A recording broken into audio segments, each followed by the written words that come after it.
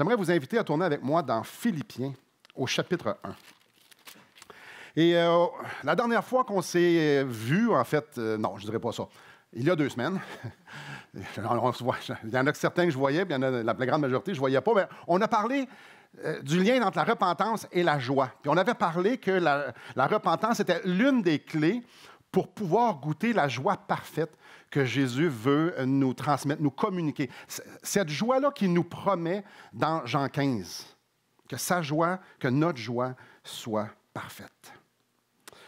Aujourd'hui, on va voir une autre clé pour goûter cette joie-là, c'est le contentement. Peut-être vous allez dire, « Oui, mais Simon, il me semble que tu en as déjà parlé. » C'est vrai. Je n'ai parlé dans les dernières semaines, à peu près à tous les messages, spécialement le premier. Mais le contentement, ça a plusieurs facettes. C'est le même nom, mais on peut le voir de plusieurs façons. On peut l'appliquer de plusieurs façons. Et aujourd'hui, on voit juste, il y a tellement de choses qu'on pourrait dire à propos du contentement et de la joie. Parce que, à mon sens, à moi, le contentement, c'est comme le meilleur ami de la joie. Ça va main dans la main. Et il y a tellement de choses qu'on pourrait dire. Et si on veut faire le lien entre la joie et le contentement, probablement, à mon sens, à moi, le meilleur livre qu'on ne peut pas aller, c'est celui-là dans lequel vous êtes ouvert, dans le livre des Philippiens. Pourquoi? Presque tout le monde sont d'accord pour dire que l'Épître aux Philippiens, c'est l'Épître de la joie. Donc, chapitre 1, verset 5, je vais lire quelques passages ici, mais je ne les commenterai pas et je vais les prendre ici. Vous allez voir pourquoi que je choisis ces passages-là. C'est quand même assez clair. Verset 5. « De manifester ma joie au sujet de la part que vous prenez à l'Évangile depuis le premier jour jusqu'à maintenant. » Manifester ma joie. Verset 18, toujours du même chapitre. « Qu'importe, de toute manière, que ce soit pour l'apparence, que ce soit sincèrement, Christ n'est pas moins annoncé, et je m'en réjouis, et je m'en réjouirai encore. » Verset 25. « Je suis persuadé, je sais que je demeurerai et que je resterai avec vous tous pour votre avancement et pour votre joie dans la foi. » Chapitre 2, verset 2. « Rendez ma joie parfaite. » Verset 17. « Et même si je sers de libation pour le sacrifice et pour le service de votre foi, je m'en réjouis et je me réjouis avec vous tous. Vous aussi, réjouissez-vous de même et réjouissez-vous avec moi. » Chapitre 3, verset 1. « Au reste, mes frères, réjouissez-vous dans le Seigneur. » Chapitre 4, verset 1. C'est pourquoi, mes bien-aimés et mes très chers frères, vous qui êtes ma joie et ma couronne. Chapitre 4, verset 4. Réjouissez-vous toujours dans le Seigneur. Je le répète, réjouissez-vous. Verset 10. J'ai éprouvé une grande joie dans le Seigneur. Je pense que vous êtes en train de comprendre pourquoi j'ai lu ces versets-là. C'est l'épître de la joie. C'est mur à mur, c'est partout. Ça transpire la joie. Et il y a un fait important qu'on doit comprendre, c'est que quand Paul écrit cette épître-là, il est enchaîné dans une prison romaine. Et une prison romaine, c'est loin d'être les prisons d'aujourd'hui. C'était pas le Club Med, il n'y avait pas de télévision, c'était des conditions carcérales exécrables. Avouons que c'est spécial qu'un gars parle autant de se réjouir de joie alors qu'il ne sait même pas s'il va sortir vivant de la prison. Il ne sait pas combien de temps qu'il va être là. Lui, il est juste dans une prison, puis il écrit aux autres, « Hey, réjouissez-vous, je me réjouis, la joie, tralala. » Hey! Son témoignage parle pas mal fort, mais c'est pas fini. Là, il écrit sur la joie, il est en prison, et au chapitre 4, verset 11, je vais le lire, c'est un des plus beaux textes sur le contentement. Il parle de lui-même, c'est son témoignage à lui. « Ce n'est pas en vue de mes besoins que je dis cela, car j'ai appris à être content dans l'état où je me trouve. Je sais vivre dans l'humiliation et je sais vivre dans l'abondance. Et en tout et partout, j'ai appris à être rassasié et à avoir faim et à être dans l'abondance et à être dans la disette. Je puis tout par celui qui me fortifie. » Le gars, il est enchaîné dans une prison. Et il écrit en longueur sur le témoignage qui passe dans son cœur. Ça bouillonne de joie. Et non seulement ça bouillonne de joie, il est satisfait. Il est content. Ça parle fort. Comme on va le voir avec le témoignage de Paul, c'est que le contentement est une clé hyper importante pour pouvoir saisir, expérimenter ce que Jésus veut nous transmettre. ce qu'on a vu depuis maintenant plusieurs semaines. Cette joie extraordinaire. Donc, j'attire votre attention en commençant dans notre texte au verset 11. « Ce n'est pas en vue de mes besoins que je dis cela, car j'ai appris à être content dans l'état où je me trouve. » Le mot ici, là, c'est le mot « content ». Les stoïques utilisaient cette expression-là pour dire qu'ils étaient autosuffisants, qu'eux, il y avait assez en eux pour pouvoir faire ce qu'ils avaient à faire. Grosso modo, eux disaient « J'ai les ressources en dedans de moi qui sont suffisantes. J'ai besoin de rien d'autre. Mes besoins sont comblés en dedans. » On va tous dire « Ouais, mais ça, c'est pas bon pantoute. » En fait, Paul dit exact, il l'utilise dans ce sens-là. Il est en train de dire ici, moi, mon verre est plein. Paul est en train de dire, j'ai besoin de rien d'autre à l'extérieur. Ce qu'il y a en dedans, j'ai tout ce qu'il faut. Paul est en train de dire qu'il a appris. Regardez au verset, au début, juste un peu avant. « Car j'ai appris à être content. » Dis-moi, il dit, j'ai appris à ne vouloir rien d'autre, à être satisfait avec ce que j'ai. C'est correct. C'est correct comme c'est. Le contentement, c'est ça. C'est correct. Il ne me manque rien. J'ai tout. Le verre est plein. Je suis autosuffisant. Les stoïques, eux autres, pensaient que c'était eux autres qui étaient autosuffisants. Paul, c'est dans un autre sens, et on va le voir un peu plus tard. Là, mais... Et je nous rappelle, le gars, il est en prison. Il ne sait pas combien de temps ça va durer. Il ne sait pas si ça va féminer à l'horizontale, ou il va sortir sur ses pieds. Il ne sait pas. Mais dans son cœur, c'était parfait. Dans son cœur, c'était le calme plat. Dans son cœur, c'était plus que le calme plat, c'était de la joie. Je me réjouis. J'ai besoin de rien d'autre. Et là, on lit ça, puis on fait comme... Ça a l'air quand même assez facile. Tu sais.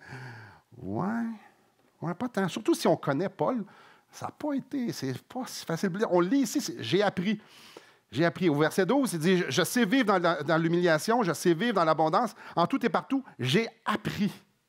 Oui, il l'a appris. C'était pas inné en lui. Tu sais, c'était pas... souvent, il y a des gens qui sont forts sur la résignation passive. Donc, moi, je ne peux rien changer, donc ça va être correct. Ouais, ça, c'est la résignation passive. C'est pas ça le contentement. Le contentement, c'est pas, étant donné que je ne peux pas rien faire, je vais m'habituer avec ça. Non, ce que j'ai, c'est ce qu'il y a de mieux. Ça nous dit qu'il a été rassasié dans l'abondance. Il a appris à être content. Que ça allait bien ou que ça allait mal. Souvent, on va dire le contentement, c'est qu'on va souligner ça quand ça va mal.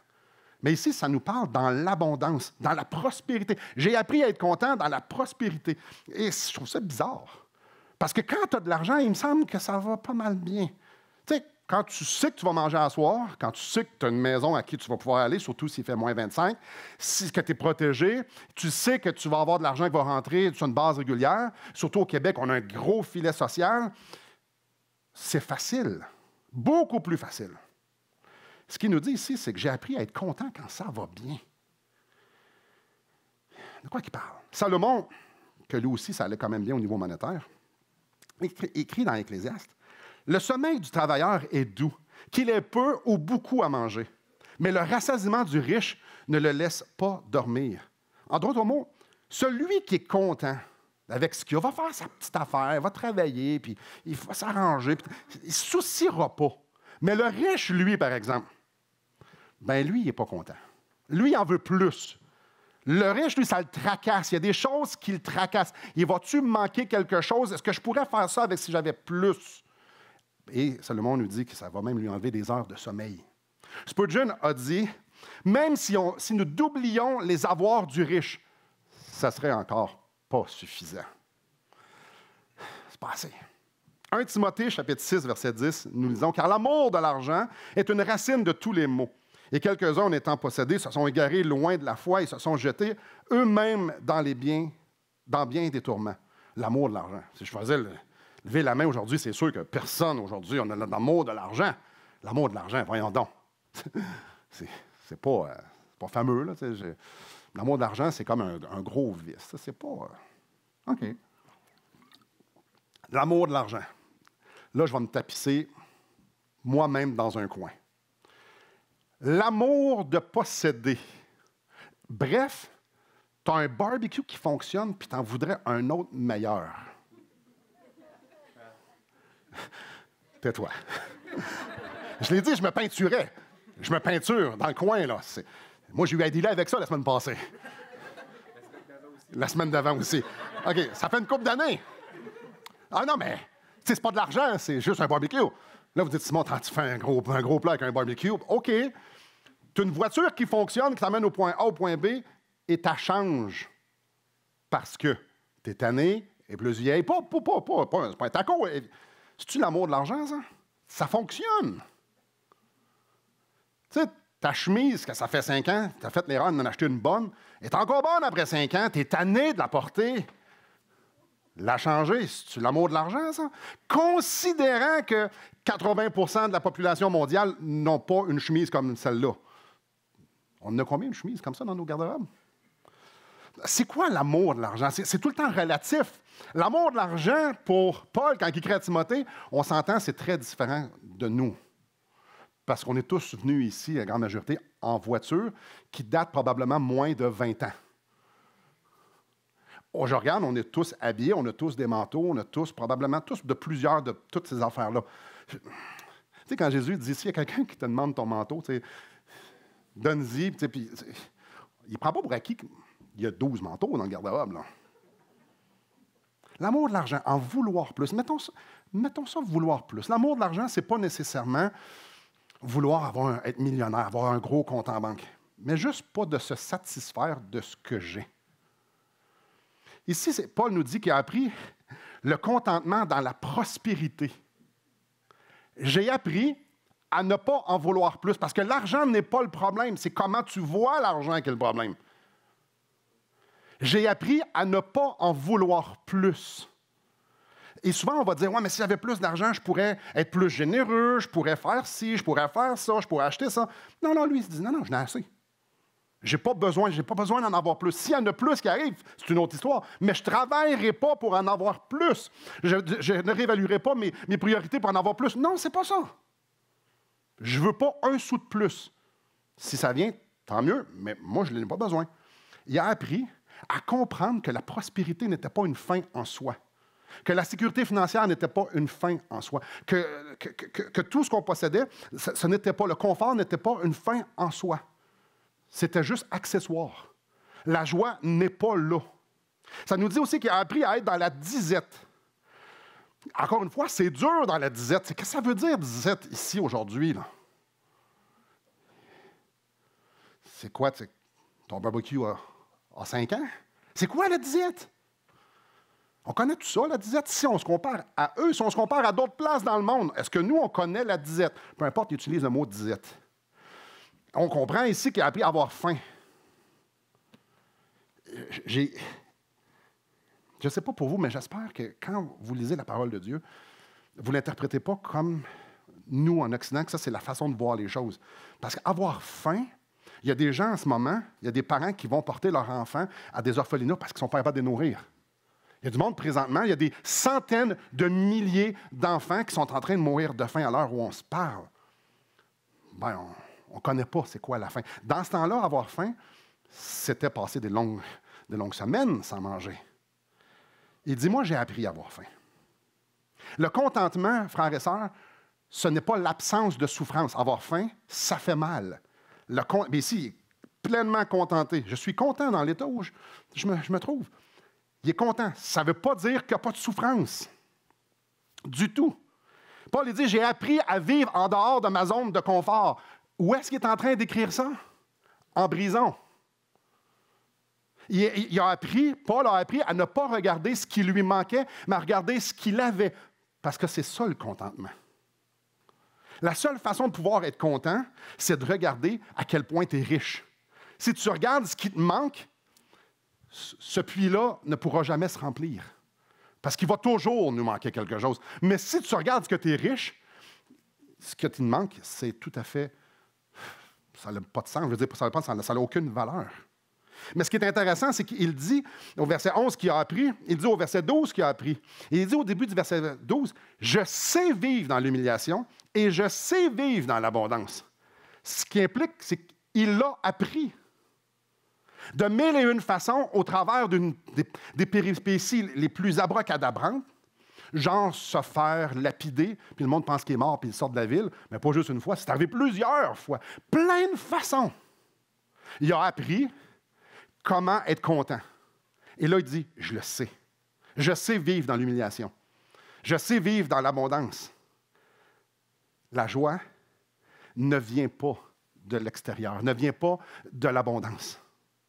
Et ce qu'il est en train de dire ici, dans notre texte, c'est que Paul vivait d'une façon détachée de ses circonstances. Et ça, c'est le nerf de la guerre. Laissez votre main dans Philippiens et allons voir dans Acte 16. Et pourquoi qu'on va dans Acte 16? Parce qu'on va voir ce que ça veut dire, ce qu'on est en train de lire en pratique. Quand Paul dit « Moi, je suis délivré ou je suis détaché de mes circonstances, maintenant je suis dans la joie, je suis content dans l'état où je me trouve, que ça soit n'importe où, de quelconque façon, moi, je vis dans la joie, je vis dans le contentement. » Chapitre 16, verset 12. Écoutez bien ça.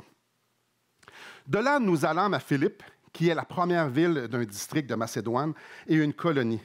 Nous passâmes quelques jours dans cette ville. » Philippe, Philippiens, c'est quand il écrit aux Philippiens, il écrit aux chrétiens de la ville de là, de Philippe. Venez avec moi au verset 16. « Comme nous allions au lieu de prière, une servante qui avait un esprit de python et qui, en devinant, procurait un grand profit à ses maîtres, vint au-devant de nous. Et se mit à nous suivre, Paul et nous. Elle criait, « Ces hommes sont les serviteurs du Dieu très haut. Ils vous annoncent la voie du salut. » Elle fit cela pendant plusieurs jours. Paul, fatigué, se retourna et dit à l'esprit, « Je t'ordonne au nom de Jésus-Christ de sortir d'elle. » Et il sortit à l'heure même. Les maîtres de la servante, voyant disparaître l'espoir de leur gain, se saisirent de Paul et de Silas et les traînèrent sur la place publique devant les magistrats. Ils les présentèrent aux prêteurs en disant, « Ces hommes troublent notre ville. Ce sont des Juifs qui annoncent des coutumes qu'il ne nous est pas permis de recevoir ni de suivre à nous qui sommes Romains. » Écoutez bien ça. La foule se souleva aussi contre eux, et les prêteurs, ayant fait arracher leurs vêtements, ça ressemble à quoi, ça? Se faire arracher en public nos vêtements. Ordonnèrent qu'on les batte de verge. Après qu'on les eut chargés de coups, OK, et les jetèrent en prison, OK, en recommandant au geôlier de les garder sûrement. Le geôlier, ayant reçu cet ordre, les jeta. J'aimerais savoir ce que ça voulait dire, jeta. Dans la prison intérieure et leur mit les ceps aux pieds. Ils sont enchaînés. Écoutez bien ça. Vers le milieu de la nuit, Paul et Silas priaient et chantaient les louanges de Dieu et les prisonniers les entendaient. Ah, ouais. Et là, il nous dit, moi, je vis détaché des circonstances. Humilié, battu, enchaîné, et il chante.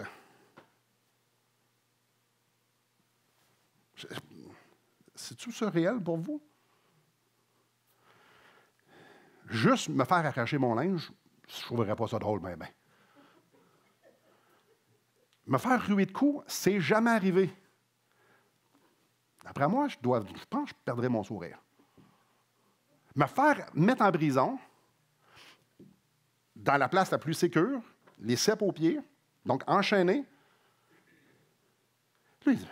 C'est ça que ça veut dire être content. Je suis dans la joie. Ah ouais. Ah ouais. Paul ne faisait pas juste parler de la joie. Paul ne faisait pas juste discuter, discourir de contentement. Non, il vivait ce qu'il prêchait. Il vivait détaché des circonstances. La joie qu'il avait, le contentement qu'il avait, ça ne se passait pas au travers de ce qu'il y avait autour de lui, mais bien ce qu'il y avait en dedans, même dans les pires. Et là, j'aimerais qu'on puisse regarder, mais comment en arriver là? Venez avec moi dans Philippiens, on retourne là. Mais c'est simple, sa joie ne venait pas des choses extérieures. C'est normal d'être détaché des choses extérieures quand ta joie ne vient pas de là. Donc, ce qu'on voit ici au verset 18, c'est qu'il a reçu des dons des Philippiens. Au verset 18, J'ai tout reçu et je suis dans l'abondance. J'ai été comblé de bien en recevant par Épaphrodite ce qui vient de vous comme un parfum de bonne odeur, un sacrifice que Dieu accepte et qui lui est agréable. Paul reçoit des dons qui changent complètement sa vie. Comment il réagit? Ses circonstances sont changées, sont vraiment rendues meilleures. Qu'est-ce qu'il fait? Wouhou! Hey, merci maintenant, je vis dans une zone, semi-zone de confort parce qu'il est encore en prison, mais ça va vraiment mieux. C'est ça qu'il dit? Mais non, on l'a lu tantôt au verset 10. J'ai éprouvé une grande joie dans le Seigneur de ce que vous avez pu enfin renouveler l'expression de vos sentiments pour moi. En passant, il est en train de parler du cadeau aussi. Vous y pensiez bien, mais l'occasion vous manquait et là, ils ont réussi. Mais c'est quoi? J'ai éprouvé une grande joie dans le Seigneur. Ce n'était pas les cadeaux qui l'ont excité, c'était que le fait que le Seigneur était à l'œuvre. Il a fait « Wouh! Ça, c'est le fun! Ça, c'est... Jésus, là, il s'est encore présenté. J'étais dans le besoin et Jésus est venu combler mes besoins. Jésus est extraordinaire. » C'est pour ça qu'il chantait en prison.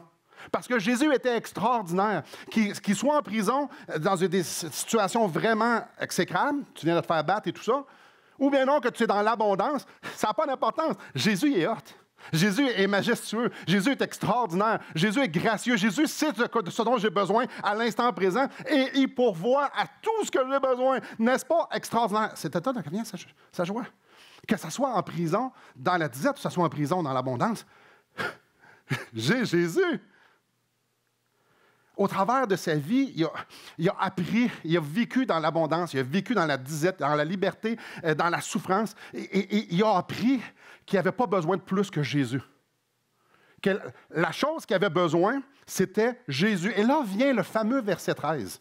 « Je puis tout par celui qui me fortifie. » Et là là, quel verset galvaudé à droite et à gauche. Ça, verset-là, n'a rien à voir avec le fait que Jésus te permet de pouvoir être meilleur dans un sport. Il y a beaucoup d'athlètes ont ça décrit sur eux autres. Philippiens 4,13. Non, ce n'est pas un verset qui est en train de te dire que maintenant, à cause que tu as Jésus dans ta vie, tu vas réussir ton panier. Ce verset-là ne veut pas dire que nécessairement tu peux prendre Jésus comme appui, que tu vas avoir une vie plus confortable ou que tu vas réussir à vaincre quelque chose, un inconfort quelconque. C'est pas ça pantoute, là. Ce verset-là n'est pas un appui pour dire que tu as des super pouvoirs maintenant que tu as Jésus. Surtout si tu le récites, surtout si tu te le fais tatouer. N'est-ce pas extraordinaire? Si je me le fais tatouer, il va venir m'aider certains? Ouais, non, pas vraiment. Il est où déjà, Paul, quand il dit ça? Ah, il est en prison. C'était-tu le fun? Non, pas pantoute. Es-tu resté en prison après? Oui, oui. Paul, as-tu bien fini? Non, non. Ça veut dire quoi, ça? Ça veut dire quoi, ça? Je puis tout par celui qui me fortifie dans le contexte dans lequel on est ici. C'est important qu'on lit la parole, de le regarder dans le contexte. Paul est en train de dire, j'ai tout ce que j'ai besoin. J'ai Jésus. Jésus pourvoit à tout ce que j'ai besoin. Et ça peut être la mort. Et peut-être que ce que j'ai besoin, c'est de me faire battre à coups de verge. C'est correct. J'ai Jésus. Ce verset-là veut dire quoi quand tu es en train de te faire lapider? Paul lui dit, mais moi, mon Jésus sait de quoi j'ai besoin, puis il me le donne. Oui, mais ça rentre en conflit un peu avec comment on pense. Paul ne regardait pas à ses circonstances. Il ne regardait pas à la souffrance ou à l'abondance. Ça n'a aucune valeur. Ce qu'il regardait, c'est « j'ai déjà tout. J'ai Jésus. » Il y a bien des choses qui peuvent changer. Tu peux être en prison, tu peux être libre. Mais Jésus, lui, ne change pas. Si tu as Jésus, tu as Jésus. Ça ne change pas. Puis il y a une chose qui ne change pas, c'est que Jésus, c'est Dieu. Jésus sait tout, connaît toutes choses. Jésus est capable de toutes choses. Donc, si j'ai besoin de quelque chose, il n'y a aucune limite à ce qu'il peut me le donner. Jésus est sage. Jésus m'aime. Jésus est gracieux. Jésus est miséricordieux. J'ai tout en lui. Ce que j'ai, c'est parce qu'il me le donne. N'est-ce pas extraordinaire? J'ai appris à être content, plein dans l'état où je me trouve. Si mon Jésus veut que je sois en prison, il va tout me donner ce qui est nécessaire pour que je puisse passer au travers. Je puis tout par celui qui me fortifie. Si Jésus veut que je vienne amoindrir les souffrances des plus démunis, donc je vais donner quelque chose qui va me coûter vraiment cher, bien, ça ne va rien me coûter parce c'est lui qui va me l'avoir donné. Jésus va me pourvoir tout ce que j'ai besoin. Si Jésus me demande de souffrir pour son nom, si Jésus me demande de vivre des circonstances où est-ce que ça va me sortir tellement de ma zone de confort, je vais peut-être même en mourir, mais c'est comme ça qu'il va m'honorer, que je vais l'honorer. Frères et sœurs, ce que Paul est en train de dire ici, c'est clair. Je puis tout par celui qui me fortifie. Il va tout me donner. Il va me fortifier pour que je puisse marcher dans le chemin dans lequel il trace devant moi. J'aurais dû vous demander de mettre votre doigt. On retourne dans Acte 16. Là, laissez votre doigt dans Philippiens. On retourne dans Acte 16. La preuve que Jésus pourvoit, dans le contexte ici, on va le lire. J'ai arrêté au verset 25, mais je vais relire le verset 25. Je vais faire la lecture du reste. Vers le milieu de la nuit, Paul et Silas priaient et chantaient les louanges de Dieu, et les prisonniers les entendaient. Tout à coup, il se fit un grand tremblement de terre, en sorte que les fondements de la prison furent ébranlés. Au même instant, toutes les portes s'ouvrirent et les liens de tous les prisonniers furent rompus. Le geôlier se réveilla, et lorsqu'il vit les portes de la prison ouvertes, il tira son épée et alla se tuer, pensant que les prisonniers s'étaient enfuis. Mais Paul cria d'une voix forte, « Ne te fais point de mal, nous sommes tous ici! » Alors le geôlier, ayant demandé la lumière, entra précipitamment et se jeta tout tremblant aux pieds de Paul et Silas, et il fit sortir et dit, « Seigneur, que faut-il que je fasse pour être sauvé? » Paul et Silas répondirent, « Crois au Seigneur Jésus, et tu seras sauvé, toi et ta famille. » Ils lui annoncèrent la parole du Seigneur, ainsi qu'à tous ceux qui étaient dans sa maison. Attendez, là, Paul s'est fait délivrer. C'est extraordinaire. Ouais, mais attends un petit peu. Là. Il a fallu qu'il se fasse humilier en se faisant déchirer le linge sur le dos. Il s'est fait battre de verge. Il s'est fait jeter en prison avec des cèpes, sans savoir ce qui était pour se passer. Mais plus tard, il a appris que ça, c'était pour que Dieu se glorifie. Puis lui, il fait « Yes! » Wow!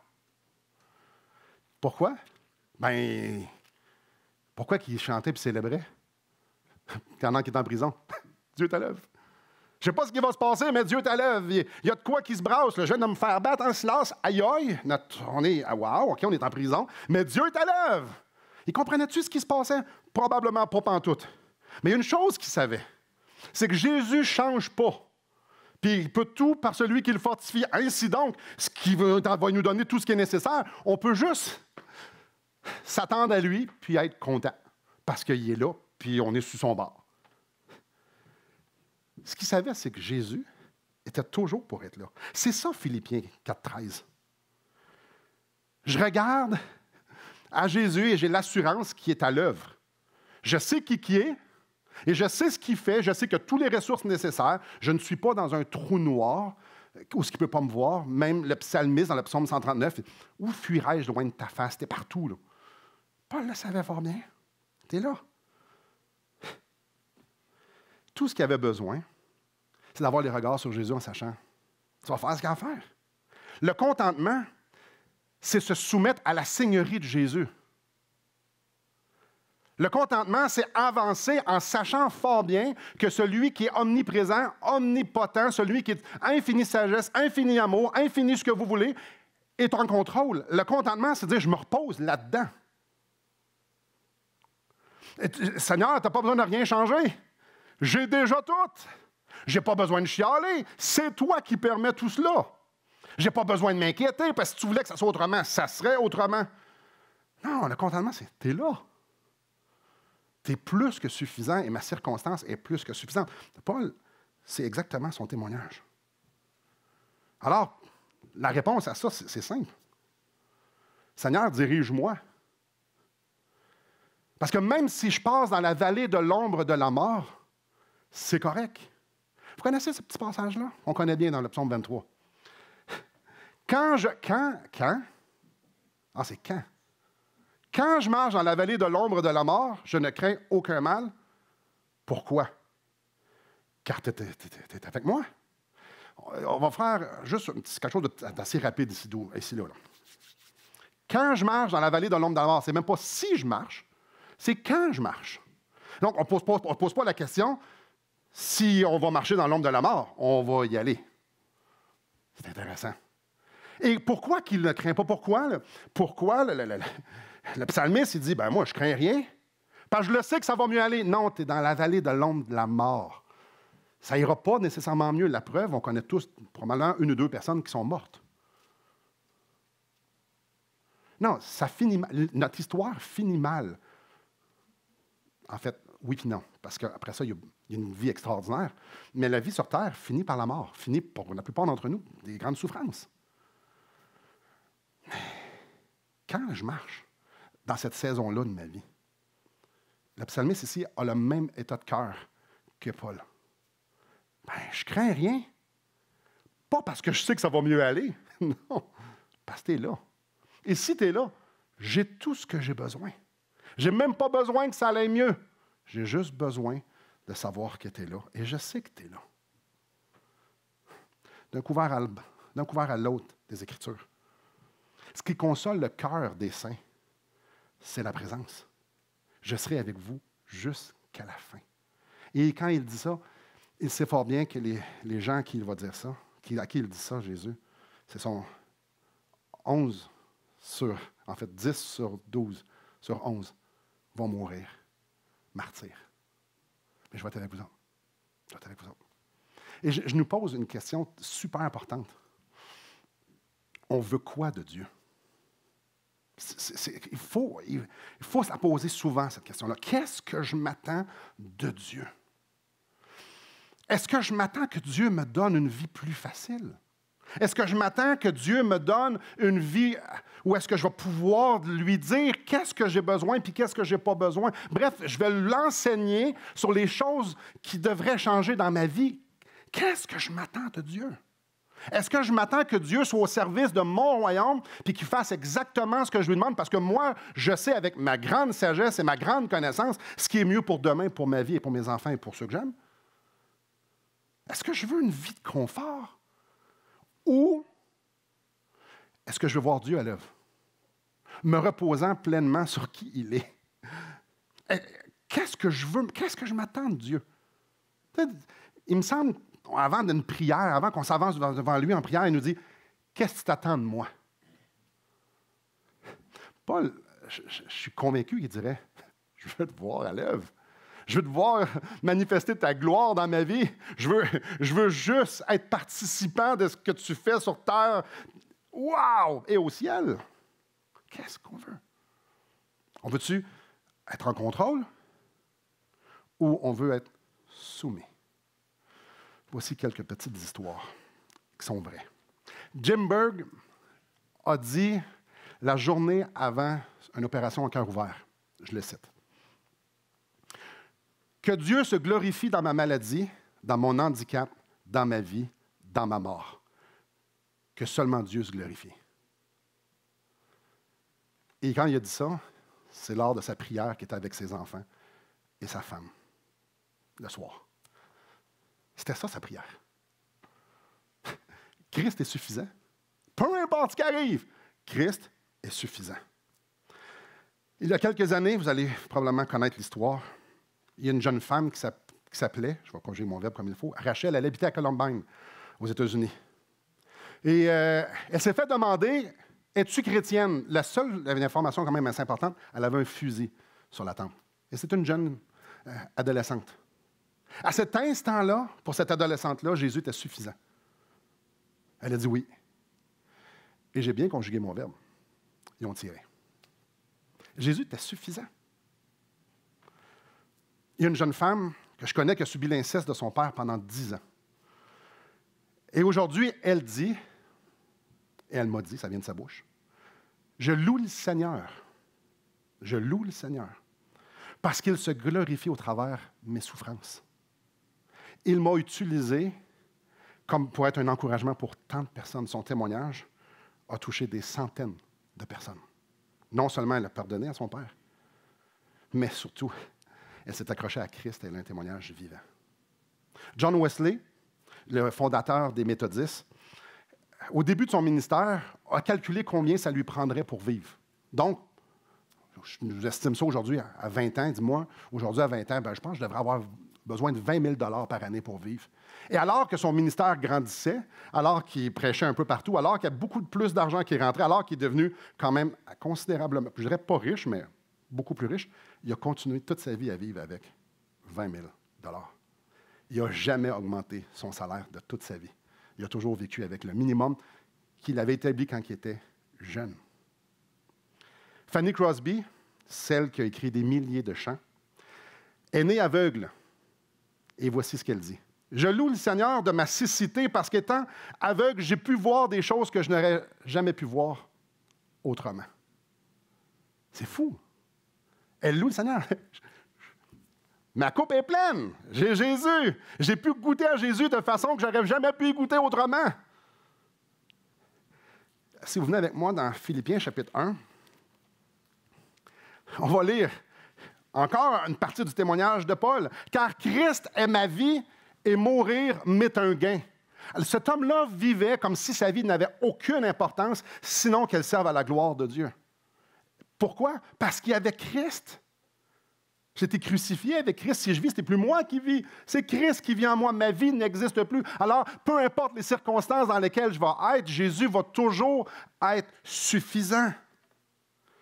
Tu peux juste dire une chose comme ça, et tous les témoignages que j'ai lus, tu peux juste dire des choses comme ça quand tu es convaincu que la joie ne se trouve pas sur la terre, que la joie ne se trouve pas dans les circonstances, que la joie ne se trouve pas dans mieux que n'importe quoi. Non, tu peux juste dire des choses comme ça quand tu considères et quand tu vas trouver ta joie dans ta relation avec Christ. Et tu peux juste trouver cette joie-là quand tu es confortablement soumis à sa sagesse, à sa volonté, à son amour. Tu n'as pas besoin de rien y apprendre, tu n'as pas besoin de se faire changer d'avis, mais plutôt de faire ce qui est bon avec moi. C'est énorme. Tu peux juste avoir ce contentement-là, avoir cette joie alors que tu es dans la prison, tu viens de te faire battre et humilier parce que tu es complètement soumis à ce que Dieu est en train de faire. Jésus est suffisant. Je suis en train de participer à son royaume. Les martyrs, les milliers, les millions de martyrs qui sont morts pour leur foi. Est-ce qu'ils espéraient au bûcher que ça change? Vous vous souviendrez de l'exemple que j'ai donné il y a 2 semaines. Il a dit, ce que j'ai prêché, je vais le sceller avec mon sang. Je ne veux pas que ça change. Je veux que Christ soit glorifié. Et pour ça, ça donne que je vais me faire brûler. Jésus était suffisant. C'était suffisant. La joie parfaite de Christ n'avait rien à voir avec les circonstances. La joie de Paul n'avait rien à voir avec les circonstances.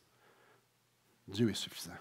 John Piper a écrit, écoutez, souvenez-vous de cette phrase-là, vous réfléchirez. Le péché, c'est ce que tu fais quand tu n'es plus satisfait en Dieu. Je leur dis, le péché, c'est ce que tu fais quand tu n'es plus satisfait en Dieu. La vérité, c'est qu'on n'a pas besoin de plus d'argent, on n'a pas besoin d'un nouveau charcoal. Non, pas besoin d'un nouveau char, si le mien fonctionne. Je n'ai pas besoin d'une autre chemise quand j'en ai déjà 17 qui me font. 22, 3, peu importe. Savez-vous quoi? On n'a pas besoin de déconfinement non plus, hein? J'ai-tu besoin de déconfinement pour être dans la joie? Non, je n'ai pas besoin de vaccin non plus pour être dans la joie. Je n'ai pas besoin de santé, je n'ai pas besoin de vivre. Je n'ai pas besoin d'avoir de la protection sur la route. Je n'ai pas besoin d'avoir des meilleures relations. La joie ne se trouve pas là. Je ne suis pas en train de dire que des bonnes relations, c'est une mauvaise chose, là. L'idée là-dedans, c'est qu'il n'y a rien sur la terre qui va m'apporter de la joie. De la vraie joie. La joie que le Seigneur veut nous donner. La joie que le Seigneur veut nous donner n'est pas dans le confort. Le contentement, c'est pas ça. C'est pas l'absence de souffrance. C'est d'être satisfait de qui est Jésus. Et ce qu'il va te donner. La joie de Christ ne se trouve pas sur la terre. La joie en dépit des circonstances. Écoutez bien ça, c'est juste ça, vous vous souvenez, c'est la chose la plus importante. La joie qui vient en dépit des circonstances vient de la soumission que Jésus est assez. C'est pour ça que la veille de se faire crucifier, Jésus a dit, « Ma joie est parfaite. Je vais vous la donner. » Le reste, c'est beige. C'est accessoire. Qu'on soit riche, c'est pas mal. Qu'on soit en santé, il ne faut pas se sentir coupable pour ça, prends tout, là. C'est juste accessoire. C'est la saison dans laquelle le Seigneur nous fait marcher. Je n'ai pas besoin d'en vouloir plus. On doit beaucoup apprendre à être rassasié et à être content dans la prospérité. Parce que quand la barque va commencer à bouger, on ne va pas dire que ça ne change rien. Si on est confiné pendant 5 ans, 10 ans, ça ne revient jamais à normal. Ça n'a pas d'importance. J'ai Jésus. Puis s'il voulait que ça soit différent, ça serait différent. Le reste, à part Jésus, ce n'est que du beige. En conclusion, quand Paul était injustement emprisonné dans une prison romaine, quand Paul venait de se faire humilier, battre, enchaîner, la seule chose qu'il y avait dans son cœur, c'était de célébrer Christ, d'être pleinement satisfait dans l'état où il se trouvait, puis de faire « J'ai Jésus ». Silence, on n'a rien d'autre mieux, on ne devrait pas espérer d'autre chose que Jésus. Je me pose une question, puis je vous la pose. Et je regarde personne par choix. Je ne veux pas vous pointer. Comment avez-vous vécu votre dernière année? Parce que je ne suis pas en train de comparer. Je ne suis pas en train de comparer notre confinement à être en prison. Là. C'est pas ça que je suis en train. Il n'y a pas de comparaison à faire. Je suis plus en train de comparer les attitudes. C'est intéressant, hein? Intéressant. Parce que comment j'ai vécu ma dernière année pourrait être un bon pouls pour savoir où j'en suis avec mon contentement. Mettons. Est-ce que je m'attends que les choses changent pour que ça aille mieux? Ou je m'attends. Ou ben non, je m'en fous de ce qui se passe en dehors de chez nous, même dans la maison, parce qu'en dedans, j'ai Jésus. Comment s'est passée notre dernière année? Je dis notre. Parce que j'étais là, moi aussi. Parce que c'est un bon pouls pour savoir où est-ce que j'en suis avec mon contentement, avec où est-ce que je vais trouver ma joie. La joie parfaite de Jésus se trouve dans l'abandon. L'abandon de notre vie. Je nous invite à aller à des funérailles à matin. J'ai été crucifié avec Christ. Nos funérailles. On doit abandonner nos vies, frères et sœurs, pour pouvoir goûter cette joie-là. On doit abandonner et dire, ma joie ne se trouvera pas ailleurs, je vais arrêter de chercher. Là, puis là, je n'ai pas besoin d'attendre dans rien. J'ai juste besoin de plus de Jésus. On a besoin d'arriver à cette place-là, de dire, Jésus, fais ce que tu veux. Je veux juste te voir te glorifier. À place de me donner des yeux, à place d'avoir des yeux qui cherchent, comment j'ai hâte, ça, il faudrait que ça change. Plutôt, donne-moi des yeux pour te voir à l'œuvre. Parce que tu as créé toutes choses et tu m'as sauvé pour une chose, pour ta gloire. Alors, Jésus, peu importe ce qui arrive, c'est quoi qu'il dit? Je puis tout par celui qui me fortifie. J'ai juste besoin de toi. Ça va être correct. Je te fais confiance parce que je sais qui tu es. Je te fais confiance parce que je sais que tu es en contrôle. Je sais que tu es bon. Le contentement, c'est sans l'ombre d'un doute le meilleur ami de la joie. Parce que tu ne peux pas avoir cette joie-là si tu n'as pas le contentement. Mais combien la joie est extraordinaire quand tu es satisfait en Jésus-Christ. J'aimerais vous laisser 1 minute pour réfléchir avant de prier, dans le silence. Et peut-être vous avez des choses que vous aimeriez vraiment que ça change parce que ça prend ça pour que vous soyez heureux. Prenez quelques instants pour régler ces choses-là avec le Seigneur, pour aller à vos funérailles.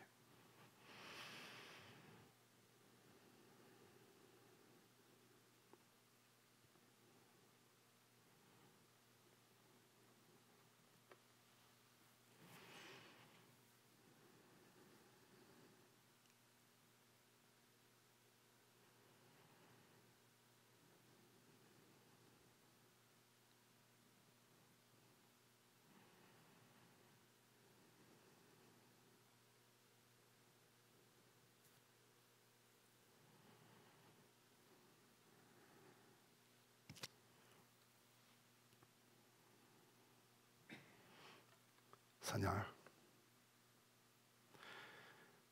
on lit dans Jérémie, tu rapproches au peuple d'Israël dans Jérémie de se creuser des citernes crevassées qui ne retiennent pas l'eau, alors que toi, tu es une source d'eau intarissable.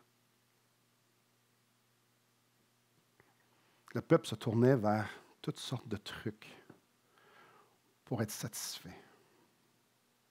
Alors que toi, tu nous dis que tu es suffisant. Mais clairement que tu es suffisant. Et oui, c'est honteux de s'attendre à autre chose que ce que tu nous donnes. Quand je regarde aux 2000 ans d'histoire de l'Église, à la souffrance qu'il y a eu, pour que moi, je puisse avoir ta parole entre les mains. Combien c'est arrogant de penser que moi, il faudrait que je l'aie plus facile que ces gens-là. Surtout quand tu nous dis que le serviteur n'est pas plus grand que le maître. Comment arrogant. J'espère en des circonstances meilleures que celles de mon maître. Ah, combien c'est honteux. Je me présente devant toi, Seigneur, honteux. Je me présente devant toi parce que, honteux également parce que je vois qu'il y a tellement d'attaches sur cette terre. Je regarde à tellement de choses et à tellement de... Que ce soit ma famille, mes enfants, pas des choses mauvaises, ce sont des dons que tu nous donnes, des prêts que tu nous donnes, mais je mets beaucoup plus d'importance. Je m'attends à ce que ça m'apporte plus que ce que toi, je veux que tu me donnes. Seigneur, tu connais nos cœurs, on est des puits sans fond lorsqu'on regarde à notre nombril, quand on regarde à notre royaume, puis tu le sais, je ne t'apprends rien. On est devant toi. Tu nous vois tels que nous sommes. Et Père, la seule chose que je te demande, c'est dans la saison dans laquelle chacun d'entre nous, on est. Puis on n'est pas à la même place. Il y en a qui sont dans de grandes joies, puis il y en a qui sont dans le deuil. Il y en a qui sont dans la souffrance. Il y en a qui sont fatigués. Il y en a qui sont seuls. Il y en a qui ont peur. Il y en a qui se réjouissent parce que tu les bénis abondamment. Mais la vérité, c'est que tu nous bénis tous abondamment. On n'est juste pas dans la même saison. Viens m'apprendre à être content dans l'état où je me trouve. Viens, Seigneur Dieu, me diriger vers cet apprentissage-là que Paul a appris. Que je puisse vivre dans l'humiliation, puis vivre dans l'abondance. Satisfait de toi. Seigneur, que ce soit le soupir de nos cœurs ce matin, dans chacun d'entre nous. Que tu sois suffisant. Et que cette idée de contentement et de joie dans la pleine soumission dans qui que tu es et de ce que tu fais puisse faire son bout de chemin. Seigneur, que ton esprit vienne l'appliquer comme bon te semble dans chacun d'entre nous. Parce que tu es digne qu'on te fasse confiance. Tu es digne qu'on marche pour toi. Tu es digne qu'on te célèbre en liberté ou en prison. Merci, Seigneur, d'être qui tu es. Merci encore une fois, parce qu'on est ensemble. Que ton nom soit loué par Christ.